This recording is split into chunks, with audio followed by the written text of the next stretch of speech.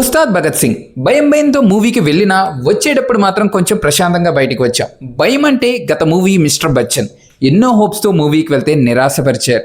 ఈసారి అలాంటి హోప్స్ ఏం పెట్టుకోకుండా మూవీకి వెళ్ళాక మాత్రం తెలియాలనుకుంటే కంప్లీట్ రివ్యూ చూడండి. ఛానల్ని సబ్స్క్రైబ్ చేసుకొని వాళ్ళు ఉంటే సబ్స్క్రైబ్ చేసుకోండి. ఇక లేట్ చేయకుండా రివ్యూలోకి వెళ్ళిపోదాం. స్టార్టింగ్ సీన్తో గబ్బర్ సింగ్ మూవీని గుర్తు చేశారు. ఆ టెక్స్ట్ ఫాంట్లు, ఆ డైలాగ్స్ కొంచెం ఆ హైతో మొదలుపెట్టి అలా స్మూత్గా తీసుకెళ్లారు.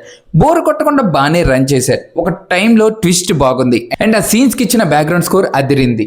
అరే పవన్ కళ్యాణ్ గారి ఫ్యాన్స్కి కావాల్సినవి అన్నీ ఉన్నాయి, చాలా సర్ప్రైజ్లు ఉన్నాయి, దాచాం అంటుంటే ఏదో అనుకున్నా కానీ ఏకంగా విందు భోజనమే పెట్టారు.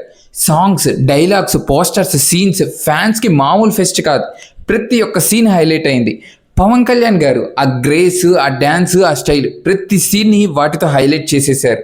అండ్ కాస్టింగ్ పరంగా పార్థిబన్ గారు ఏదో అక్కడక్కడ చూపించకుండా బాగానే వాడారు అండ్ బాగా సెట్ అయ్యారు.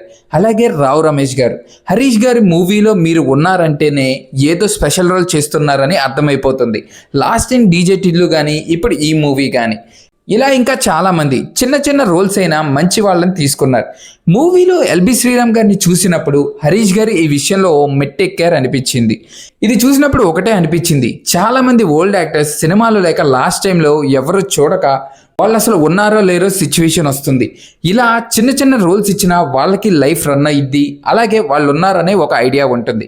సో ఇన్ని పాజిటివ్స్ చెప్పాక హరీష్ గారు హిట్ కొట్టినట్టేనా అంటే అక్కడికే వస్తున్నా. ఫ్యాన్స్ని సాటిస్ఫై చేశారు, ఓకే. మరి మూవీ లవర్స్ సంగతి ఏంటి? మీ సినిమాలో ఏదో ఒకటి నేర్చుకోవాలనుకునే వాళ్ళ పరిస్థితి ఏంటి?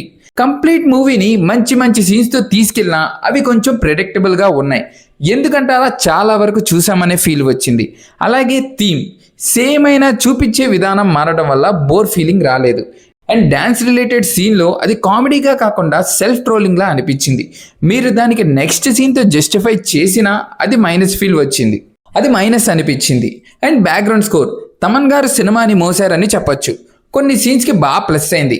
చిన్న మైనస్ అంటే అక్కడక్కడ రీసెంట్గానే ఓజీ అండ్ రాజాసాబ్ చూడటం వల్ల అనుకుంటా అవి అలా గుర్తుకు వచ్చి వెళ్ళిపోయాయి. ఒకవేళ డిఎస్పి గారికి ఇస్తే ఎలా చేసేవారో కానీ మీరైతే పెట్టుకున్నందుకు న్యాయం చేశారు. ఇది మూవీ గురించి.